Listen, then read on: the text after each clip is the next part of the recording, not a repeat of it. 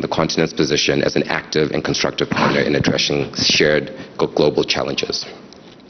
As the global context becomes more complex, there is a growing opportunity to build on the outcomes of the annual summits through platforms that deepen engagement, support sustained dialogue, cooperation, and partnerships between governments, businesses, and civil society.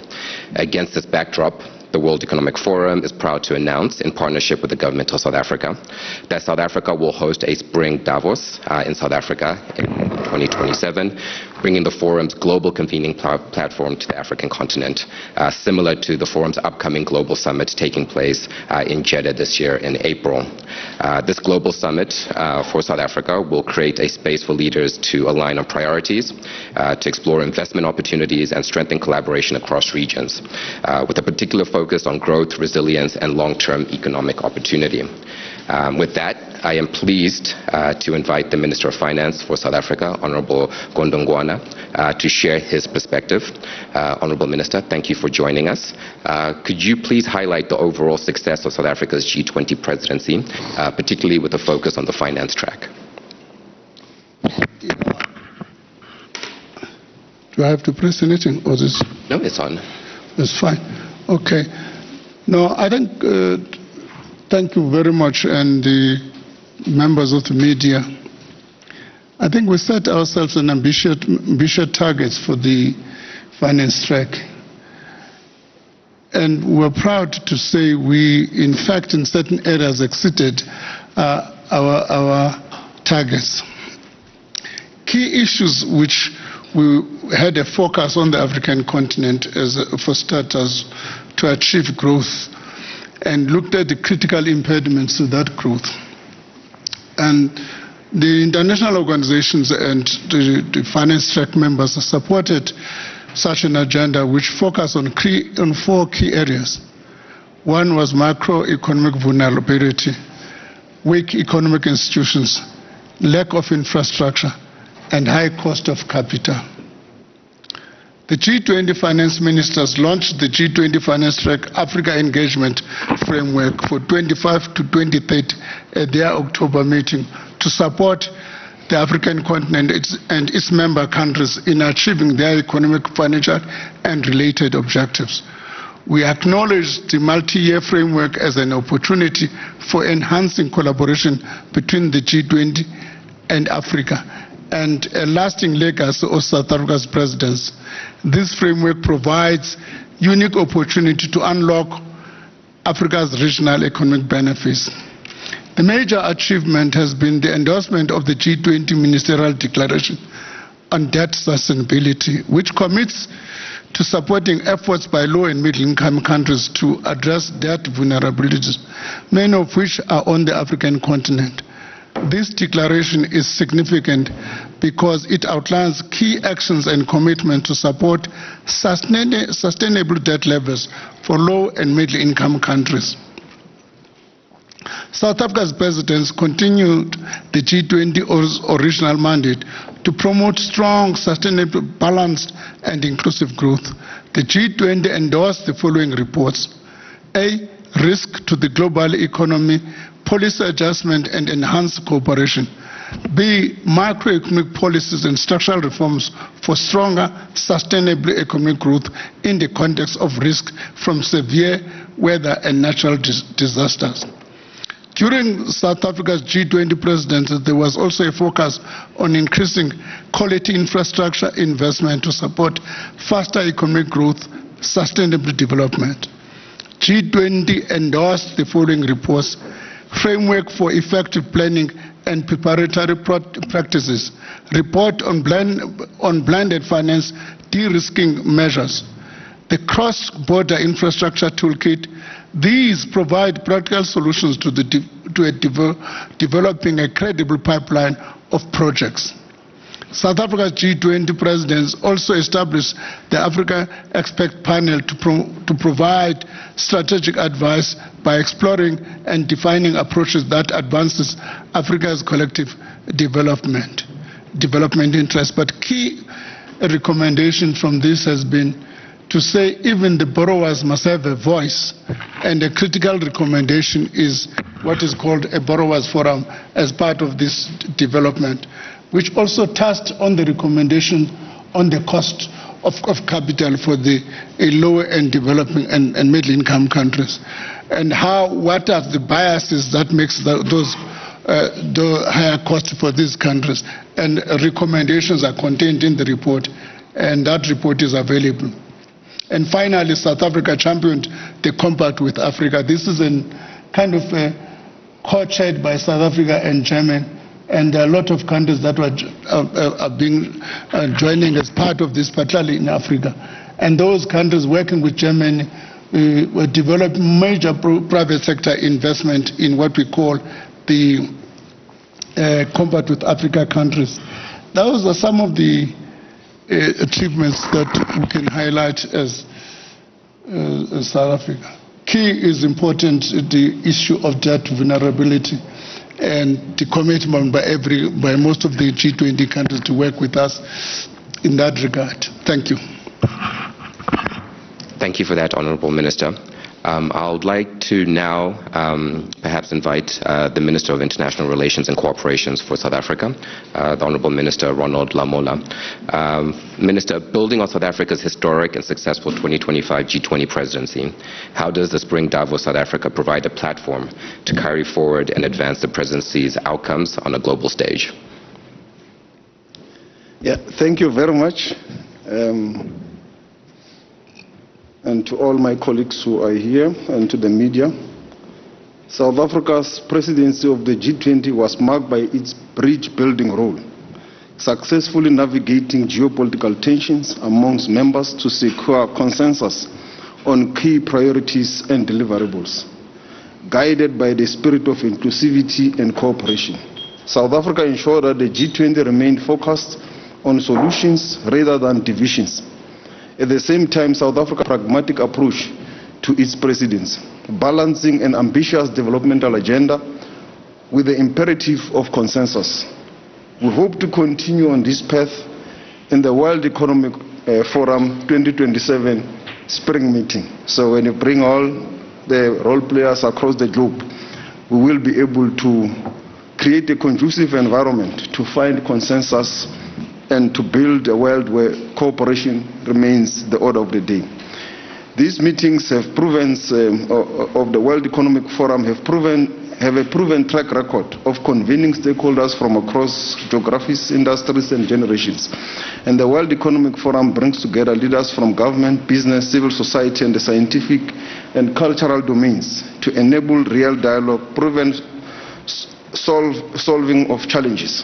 This setting is thus an ideal platform for South Africa to further advance its G20 presidency outcomes, in particular those reached at the G20 Leaders Summit in Johannesburg on the 22nd and the 23rd of November 2025. And we are continuing even here in this platform. The G20 leaders recognize, amongst others, in addition to what our Minister of Finance have said, that climate change is having the greatest effect on countries and communities that are most vulnerable. They agreed on increased funding and support for countries to prevent disasters and to rebuild in the wake of devastating climate disasters. And this rings very true to our communities in South Africa, because as we speak, the eastern part and the northern part and some coastal provinces are being ravaged by disaster, and most parts of Mozambique. There was an agreement on increased funding for climate action. This is particularly important for countries across the sub-Saharan continent and the whole of Africa. The G20 leaders also agreed that critical minerals that the world needs should benefit those countries and communities where those minerals are found and extracted. Beneficiation at source also spoke on issues of artificial intelligence, the role of the African continent, particularly in research and innovation. Also a report by Professor Joseph Stiglitz on inequality, which recommended a high-level panel, which we also look forward to take through various multilateral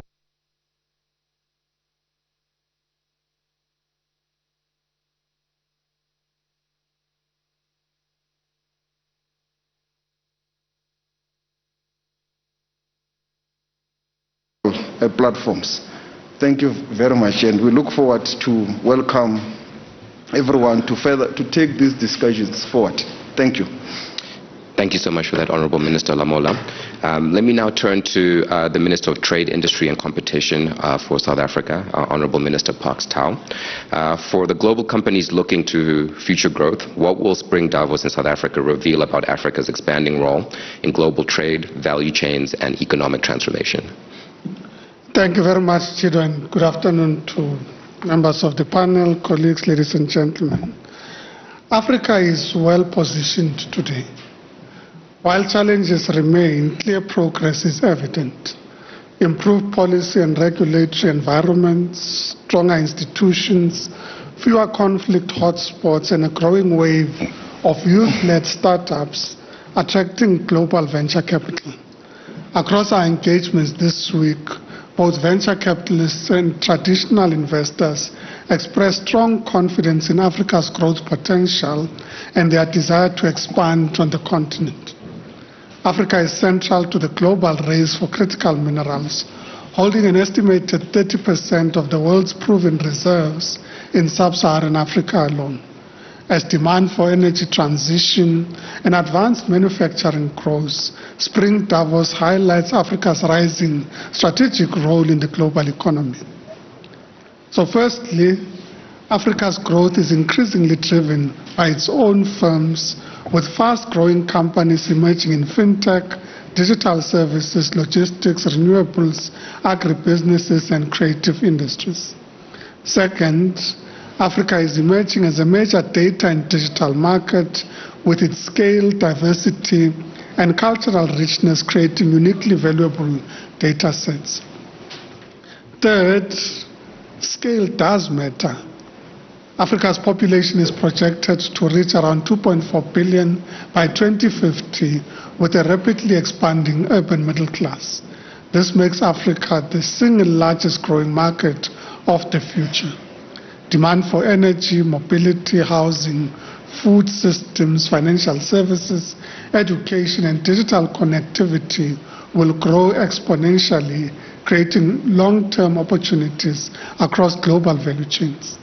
Fourth, Africa's youth dividend is central. With the youngest population globally, Africa represents the largest pool of future human capital. This is not only a labor force advantage, it is a source of new ideas, entrepreneurial activity, and energy and innovation in services, platforms, and cultural industries. Fifth, while foreign direct investment into Africa remains low relative to its potential, the trend is improving. Investor perceptions are evolving as companies gain deeper on-the-ground experience and the macroeconomic reforms take hold across many countries. As investment rises, trade will follow. The Africa Continental Free Trade Area, covering a market of 1.3 billion people, is a critical pivot, reducing fragmentation, supporting regional value chains, and positioning Africa more effectively within global trade and production networks. And finally, the fundamentals are strengthened.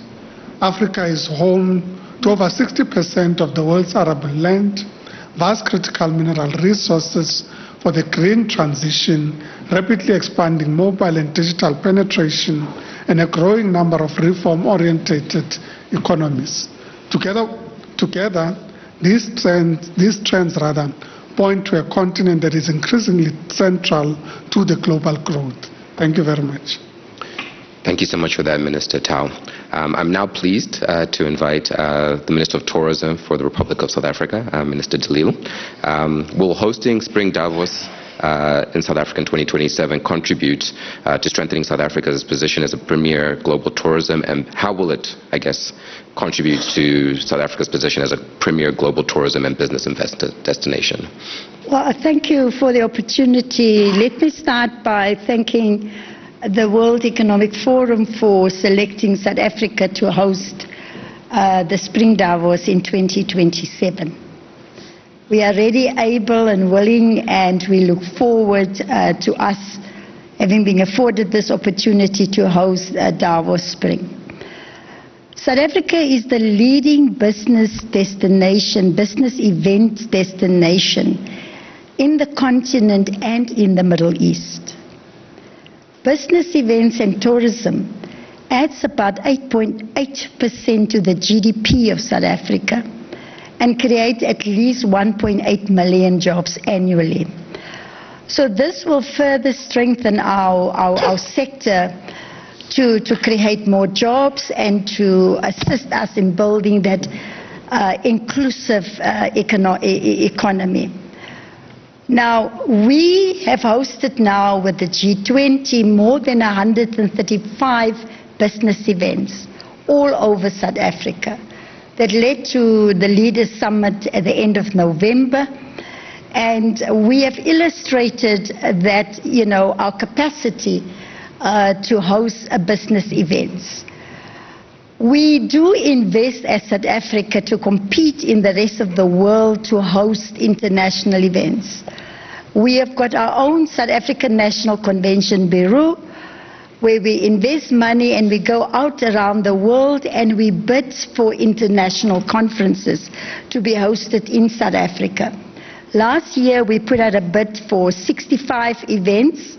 So far we have secured 35 international events. To give you a taste of what is to come in South Africa in the next year and two, in 2026, now in March, we will kick off with the first ever Live Golf event that will be hosted in Johannesburg in South Africa.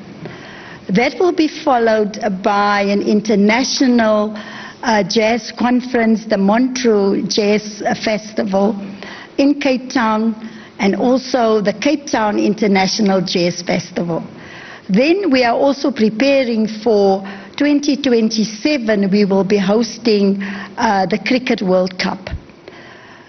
So business events and tourism, and like we are discussing here at Davos, that tourism is central to everything that we are discussing here. It's about investment, it's about infrastructure, it's about digital transformation, and it is about creating jobs. And how do we use technology, especially AI? We must create services for technology, but we must also create services for human beings, because in tourism, technology cannot replace the human factor, and therefore we need to find a balance, and that is what we have been discussing here in Davos. So we look forward to welcome you to South Africa. We will put up a website. We want you to come before the Davos Spring Summit and spend some time in our beautiful tourist facilities, and even stay after the event. Bring your family, some friends, and make it a business and pleasure event when you come to South Africa in 2027. Thank you very much. Thank you so much for that, Minister de Lille. Thank you, ministers. So we will now open the floor to questions from some of the media leaders in the room. Please keep your questions focused on the topics discussed in this session related to this proposed spring meeting. And please kindly refrain from company-specific questions. Thank you.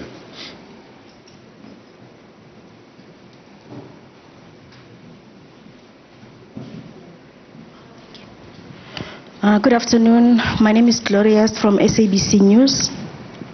I'd like to understand, with South Africa being blocked from participating in the G20 in 2026, and we're seeing some African countries also being banned from visiting the United States, what does this mean for African voice on global affairs, especially during this time of uncertainty? Thank you. Perhaps we'll take one more question and then I'll go to the ministers.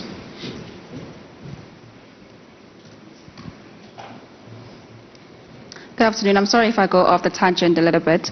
My question is to you, Minister Parkstyle. Global trade is becoming quite fragmented and protectionist. Can South Africa reindustrialize and protect itself without closing itself off completely from the global stage? And how are you using the G20 leadership, I suppose, to strike that balance?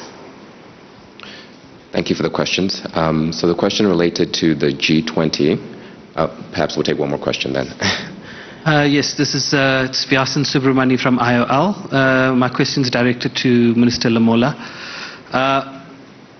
Our finance minister alluded the other night in his speech around the geopolitical headwinds that we as a country face.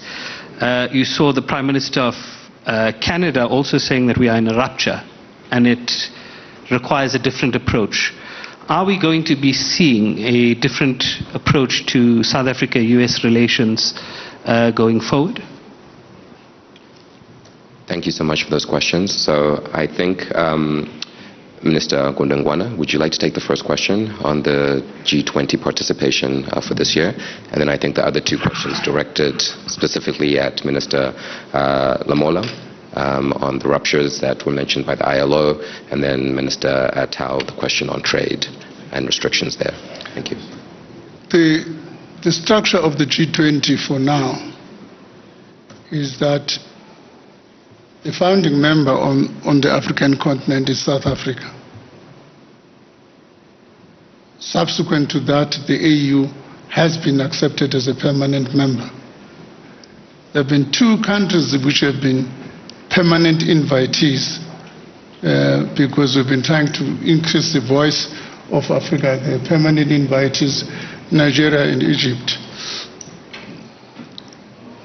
What I do know, I don't know whether the Americans have blocked Nigeria and Egypt. What we do know is that South Africa is on leave for 2026. We have taken leave. Not because the Americans can chase us out of the G20, but they hold an important instrument, the accreditation. If you don't have the accreditation, you can't get into the venue, even if you're around. So they won't accredit us. So we, on that point, was there. But the African Union, for your point in terms of African voice, the African Union is still in as a member. Mind you, we must take this that is purely a temporal setback. For 2026. 2027, I don't think the president is going to be the UK. I doubt if the UK will take a similar posture. So it's a temporal setback for 26 only. Sure. Thank you, Minister. Honorable Minister Lamola, the question related to the current geo-economic ruptures and fractures. Is South Africa going to take a new approach? I think that was the question. Thank you very much. As South Africa, we welcome the reawakening that we have heard here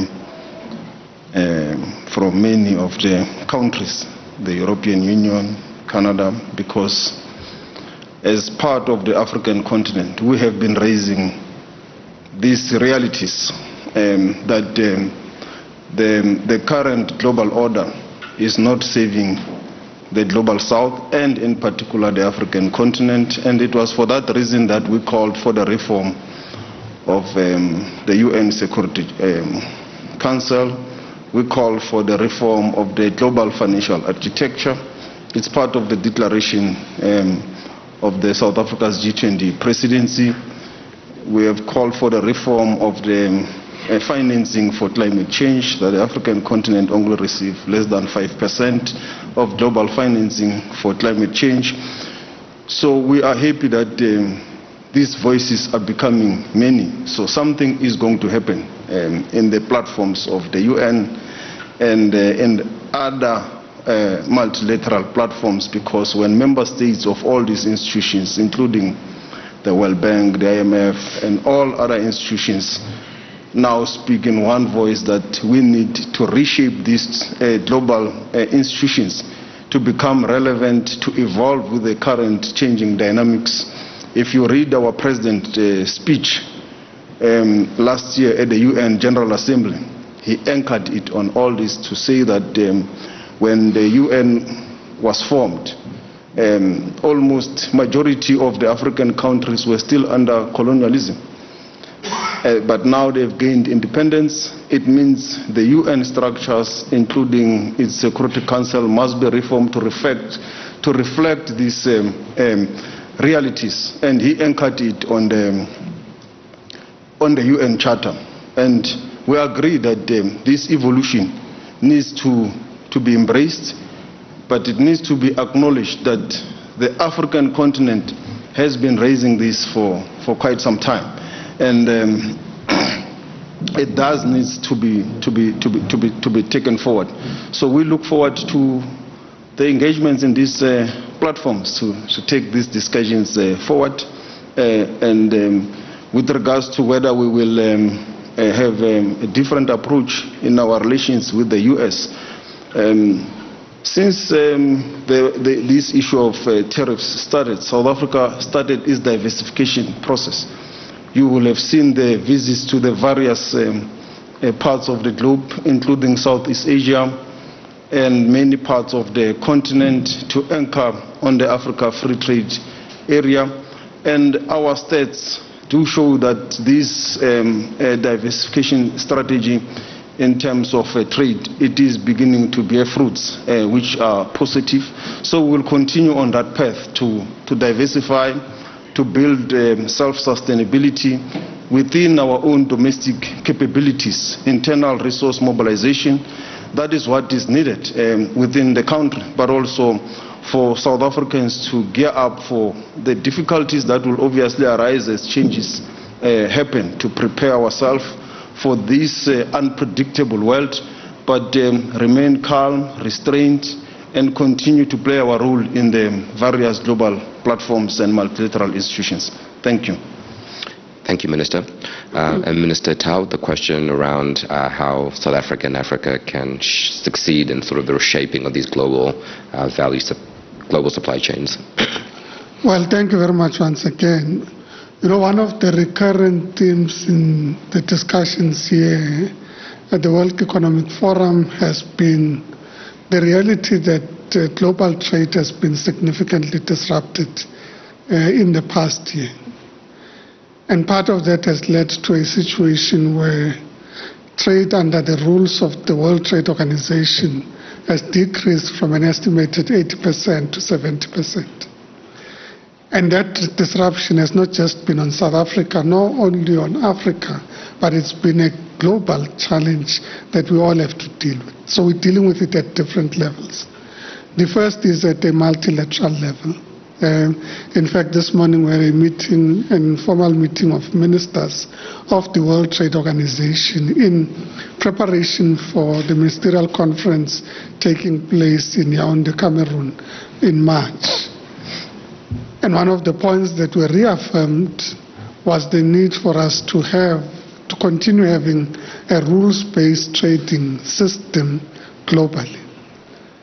We also acknowledged, of course, that the World Trade Organization has on its own faced challenges, and therefore the need to ensure that we reform the World Trade Organization, its systems, its processes, how it deals with disputes in an environment of trade disputes between countries or trade disputes that involve companies in our respective countries. How do we deal with that on the basis of agreed to rules? And we think those issues are important in taking forward world trade and stabilizing the world trading environment.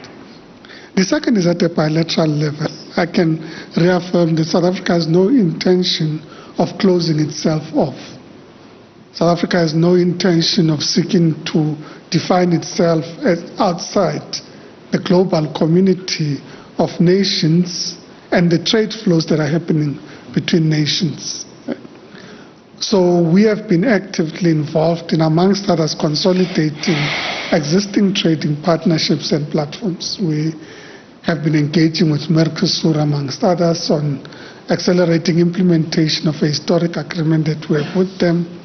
We've been engaging ASEAN on an agreement with the ASEAN nations. We've been engaging with the GCC countries, the UAE, Saudi Arabia, and now would be having engagements with Qatar and others.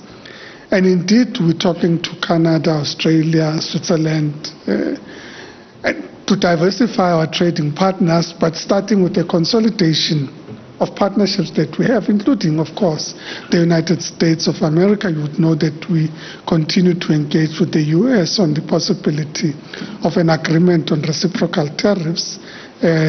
And those discussions are ongoing. We'll see how those discussions unfold, but they are an existing trading partner and would seek to consolidate that whilst we look at diversifying our trading partners. And we're finding that many countries across the world are keen to partner with us, to enter into agreements with us.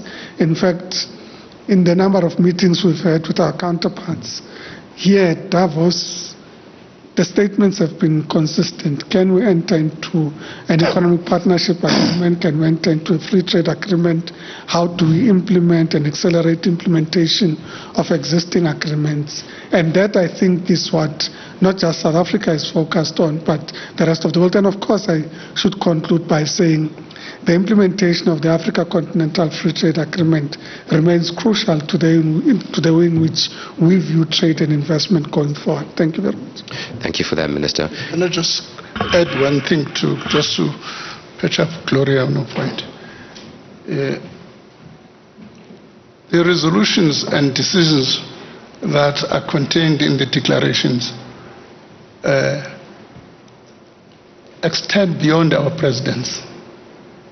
So our influence will continue. An example, just in terms of the roadmap for all these Matunda development banks. During our presidency, we said we've been making a lot of decisions, but what we agreed upon is implement a progress report on the implementation of those decisions. And that's going to continue to measure the performance of those. It's our report. There's the blended finance cross-border infrastructure toolkit, which is going to be utilized to fund the infrastructure and develop pipeline. So we have established a footprint in terms of our resolutions, which goes beyond our presidents. I wanted to make that point. No, thank you for that, Minister. Unfortunately, we're out of time. Minister Dalila, if you would like to say the closing words before we wrap up. Thank you.